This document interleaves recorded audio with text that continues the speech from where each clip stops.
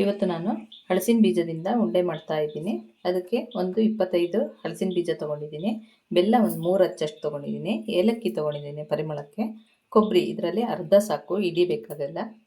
ಮೊದಲಿಗೆ ಹಲಸಿನ ಬೀಜ ಎಲ್ಲ ಸಿಪ್ಪೆ ಸುಲ್ಕೊಳ್ಬೇಕು ಕ್ಲೀನಾಗಿ.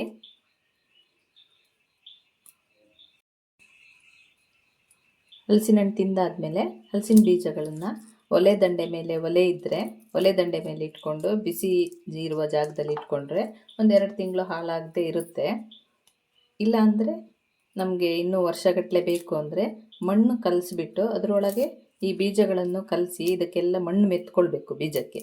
ಆ ಥರ ಮಾಡಿ ಬೆಚ್ಚಗಿರುವ ಜಾಗದಲ್ಲಿ ಇಟ್ಕೊಳ್ಬೇಕು. ನಮಗೆ ಯಾವಾಗ ಬೇಕೋ ಆವಾಗ ಸ್ವಲ್ಪನೇ ತೆಕ್ಕೊಳ್ಬೇಕು. ಹಾಗಿದ್ರೂ ಹಲಸಿನ ಬೀಜ ಕ್ಲೀನಾಗಿ ಇಟ್ಕೊಳ್ಬೋದು ನಮಗೆ ಬೇಕಾದಾಗ ತೆಕ್ಕೊಳ್ಳಿಕ್ಕೆ. ನಾನಿದು ಒಲೆ ದಂಡೆ ಮೇಲೆ ಇಟ್ಕೊಂಡಿದ್ದೆ. ಒಂದು 2 ತಿಂಗಳು ಇರುತ್ತೆ ಹಾಳಾಗ್ದೇನೆ. ಎಲ್ಲಾದರೂ ಒಂದೊಂದು ಪೆಟ್ಟಾಗಿದ್ದರೆ ಹಾಳಾಗಿರ್ತವೆ, ಅದನ್ನು ನೋಡಿ ತೊಗೊಂಡ್ರೆ ಸಹಿ. ಎಲ್ಲದೂ ಹೀಗೆ ಬೀಜ ಸಿಪ್ಪೆ ಎಲ್ಲ ಬಿಡಿಸ್ಕೊಳ್ಬೇಕು. ಈ ಬಿಳಿ ಸಿಪ್ಪೆ ಹೋದರೆ ಸಾಕು. ಹುರಿದೂ ಬಿಡಿಸ್ಕೊಳ್ಬೋದು.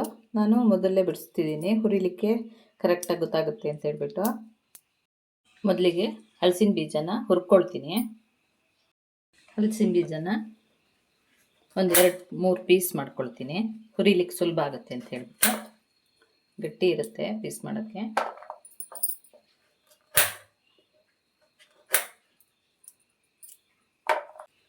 ಹಲಸಿನ ಬೀಜದಲ್ಲೂ ಒಂಥರ ಸೊನೆ ಇರುತ್ತೆ, ಹಲಸಿನ ಹಣ್ಣಲ್ಲಿರುತ್ತಲ್ವ ಹಾಗೆಯೇ ಸ್ವಲ್ಪ ಸೊನೆ ಇರುತ್ತೆ. ಹಾಗಾಗಿ ಕ್ಲೀನಾಗಿ ಹುರ್ಕೊಳ್ಬೇಕು, ಇಲ್ಲಾಂದರೆ ಉಂಡೆ ಚೆನ್ನಾಗಾಗಲ್ಲ, ಸೊನೆ ಸೊನೆ ಆಗಿಬಿಡುತ್ತೆ.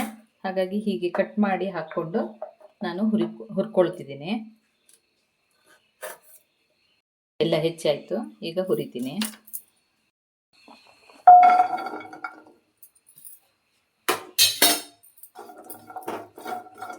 ನಿಧಾನವಾಗಿ ಹುರ್ಕೊಳ್ಬೇಕು, ಮೀಡಿಯಂ ಫ್ಲೇಮ್ ಇಟ್ಕೊಳ್ಬೇಕು.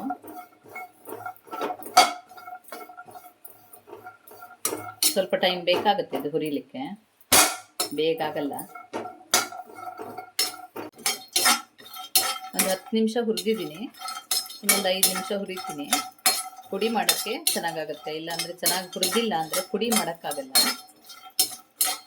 ಆಮೇಲೆ ಪುಡಿ ಮಾಡಿದ್ಮೇಲೆ ಮತ್ತೆ ಹುರಿಬೇಕಾಗುತ್ತೆ.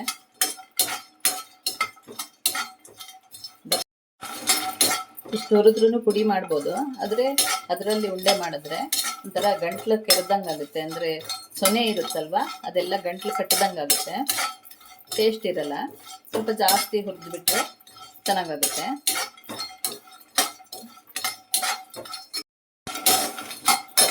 ಸಾಕು, ಇದು ಸ್ಟವ್ ಆಫ್ ಮಾಡ್ಕೊಳ್ತೀನಿ.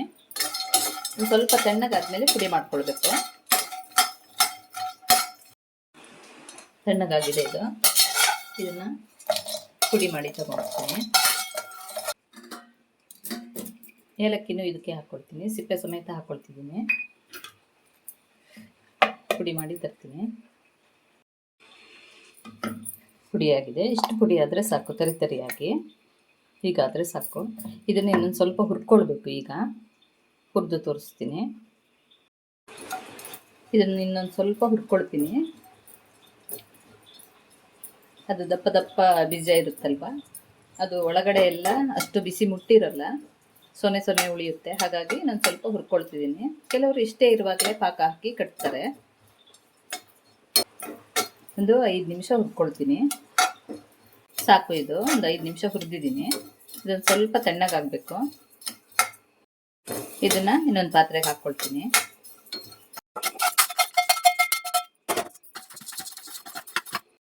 ಬೆಲ್ಲ ಪಾಕ ಮಾಡೋಕ್ಕೆ ಹಾಕ್ಕೊಳ್ತೀನಿ. 1 ಬೌಲಷ್ಟು ಬೆಲ್ಲ ತೊಗೊಂಡಿದ್ದೀನಿ, ಅಂದರೆ 3 ಅಚ್ಚಿಷ್ಟು ಇತ್ತು.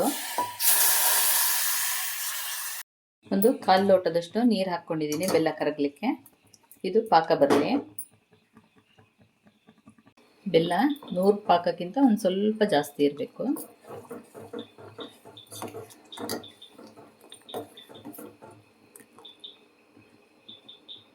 ಇನ್ನೊಂದು ಸ್ವಲ್ಪ ಆಗಬೇಕು.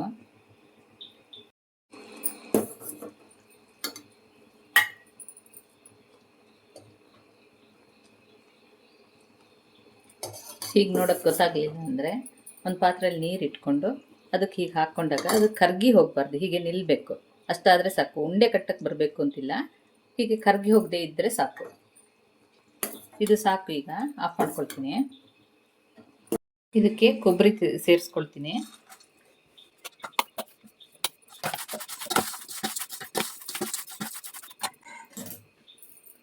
ಈಗ ಪಾಕ ಹಾಕ್ಕೊಳ್ಬೇಕು.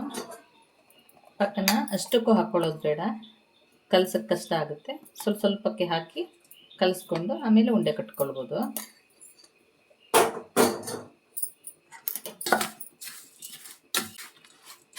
ಎಷ್ಟು ಬೇಕೋ ನೋಡಿ ಹಾಕ್ಕೊಳ್ಬೋದು. ಒಂದೇ ಸತಿ ಹಾಕ್ಕೊಂಡ್ರೆ ಮತ್ತೆ ಹೆಚ್ಚಾದ್ರೂ ಉಂಡೆ ಮಾಡೋಕ್ಕೆ ಬರಲ್ಲ. ಟೈಮಲ್ಲಿ ಒಂಚೂರು ತುಪ್ಪ ಹಾಕ್ಕೊಳ್ತೀನಿ ಪರಿಮಳಕ್ಕೆ.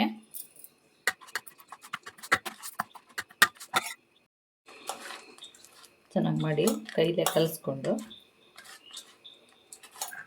ಕೈಗೊಂಚೂರು ತುಪ್ಪ ಅಥವಾ ಎಣ್ಣೆ ಮುಟ್ಕೊಂಡು ಕಟ್ಕೊಳ್ಬೇಕು. ಕೈ ಚೂರು ತುಪ್ಪ ಮುಡಿಸ್ಕೊಂಡಿದ್ದೀನಿ. ನೀರು ಮುಡಿಸ್ಕೊಂಡ್ರೂ ಆಗುತ್ತೆ. ನೀರು ಮುಡಿಸ್ಕೊಂಡ್ರೆ ಬೇಗ ಖಾಲಿ ಮಾಡೋದಿದ್ರೆ ನೀರು ಮುಡಿಸ್ಕೊಬೋದು, ಇಲ್ಲಾಂದರೆ ತುಪ್ಪ ಅಥವಾ ಎಣ್ಣೆ ಮುಡಿಸ್ಕೊಳ್ಬೇಕು. ಫಸ್ಟ್ ಸ್ವಲ್ಪ ಬಿಗಿಯಾಗಿ ಹೀಗೆ ಕಟ್ಕೊಳ್ಬೇಕು. ಆಮೇಲೆ ನಿಧಾನವಾಗಿ ಹಗುರವಾಗಿ ಹೀಗೆ ಕಟ್ಟಿದ್ರೆ ಉಂಡೆ ಬರುತ್ತೆ.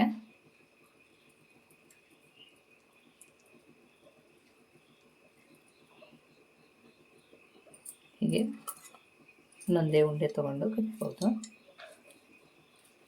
ಎಷ್ಟು ಯಾವ ಸೈಜಿಗೆ ಬೇಕೋ ಆ ಸೈಜಿಗೆ ಕಟ್ಕೊಳ್ಬೋದು. ಇದು ಕರೆಕ್ಟ್ ಆಗುತ್ತೆ ಈ ಸೈಜು.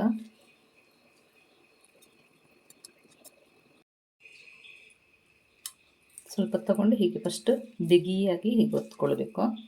ಎಲ್ಲ ಒಂದು ಸತಿ ಹೊಂದ್ಕೊಳ್ಳುತ್ತೆ. ಆಮೇಲೆ ಹಗುರವಾಗಿ ಹೀಗೆ ಮಾಡಿದ್ರೆ ಉಂಡೆ ಕರೆಕ್ಟಾಗಿ ಬರುತ್ತೆ.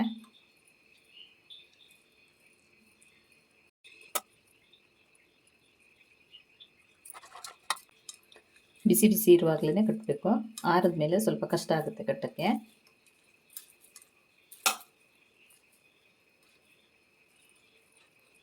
ಬೇಕಿದ್ರೆ ಸ್ವಲ್ಪ ಪಾಕ ಸೇರಿಸ್ಕೊಳ್ಳೋದು. ನೋಡ್ಕೊಳ್ಬೇಕು, ಪಾಕ ಜಾಸ್ತಿ ಆದ್ರೂ ಉಂಡೆ ನಿಲ್ಲಲ್ಲ.